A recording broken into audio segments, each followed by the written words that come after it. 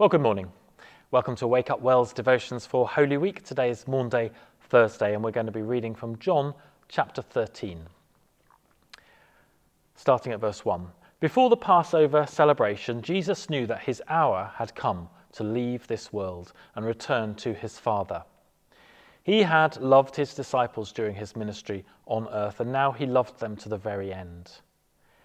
It was time for supper, and the devil had already prompted Judas, son of Simon Iscariot, to betray Jesus. Jesus knew that the Father had given him authority over everything and that he had come from God and would return to God.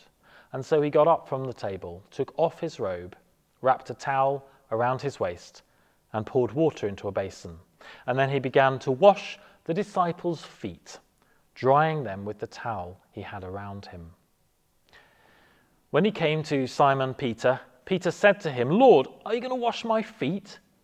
Jesus replied, "You don't understand now what I am doing, but someday you will."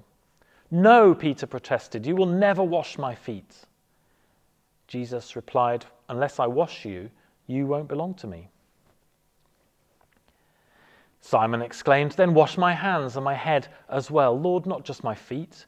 But Jesus replied, "A person who has bathed all over does not need to wash except for the feet to be entirely clean. And you disciples are clean, but not all of you." For Jesus knew who would betray him. That is what he meant when he said, "Not all of you are clean."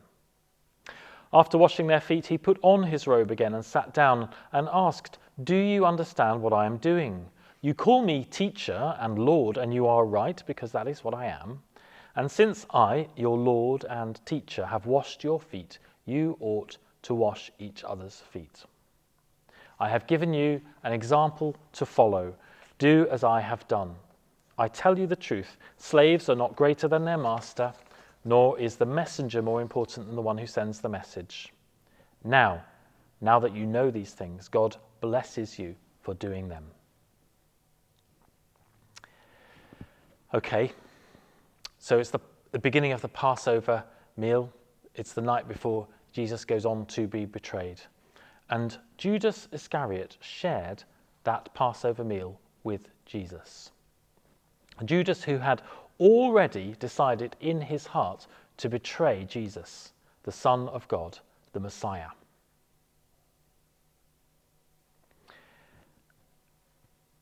Isn't it curious how Jesus responds? People talk of his service, of his humility, but genuine humility takes real backbone. It takes gumption. It's actually a very empowered thing to choose on a person's part, to be humble. It's not being treaded all over and laying down your life with no return. It's a deliberate, empowered choice to be humble. And this account of Jesus' action in Holy Week, he is radically kind. He is radically humble. He is radically servant-hearted. And he sets that as an example for us to learn how to follow. There's this colossal role reversal going on in this story. They're at the beginning of the Seder, the ceremony that you celebrate Passover as a Jew. And I would imagine that Jesus was the head of that table. He was acting as the dad for his disciples because he was the rabbi. So he was leading the proceedings, and they would have, the men and the women probably in that room, over their whole life, they would have done this once a year. They knew how this thing worked. They knew who the head of the table was. Perhaps once upon a time they'd been the youngest child who gets to ask the question and everything. And Jesus flips the tables. He turns the roles. There's a massive role reversal. He's the center of the attention, but he takes off his ceremonial robes, and a bit like in Revelation, like the elders, he lays down his crown.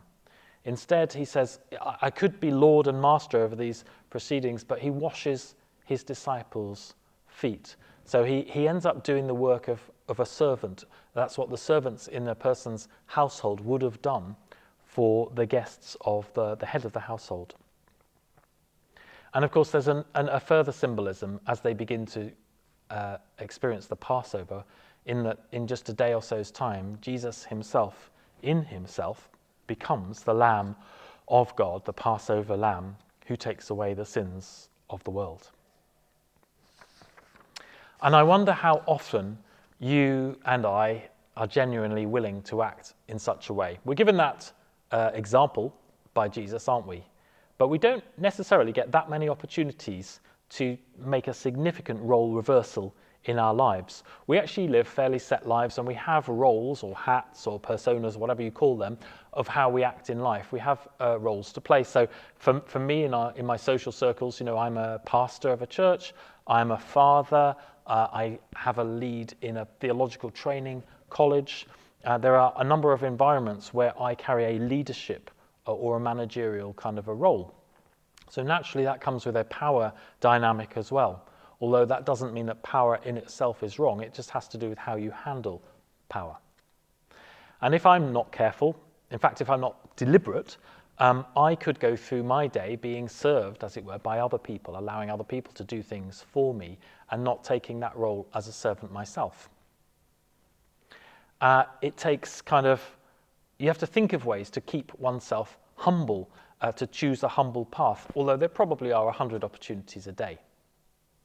I remember watching a documentary with Prince William a few years ago, and it followed a few days in his life. And one of them, he got up at the crack of dawn in the dark, had a shave, got dressed, and got driven to a homeless shelter. And he spent time feeding them breakfast, so handing out hot food.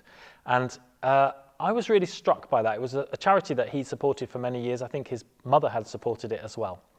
And it was a real act of service from a prince who did a role reversal, was willing to roll his sleeves up and serve food to the hungry at his own cost of getting up very early and making that the focus of his day.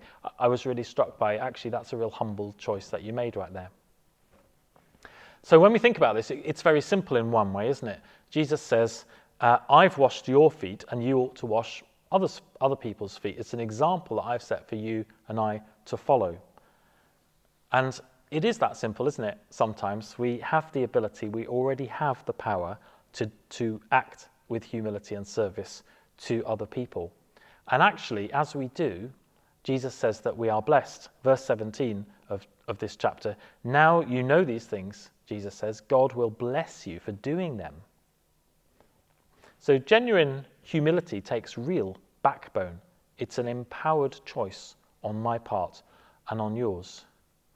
To be humble means that you actually do have a power. You do carry a potential. You have to have self-worth to be humble, because you know that you can afford to be generous and you give away that which you hold for the sake of others.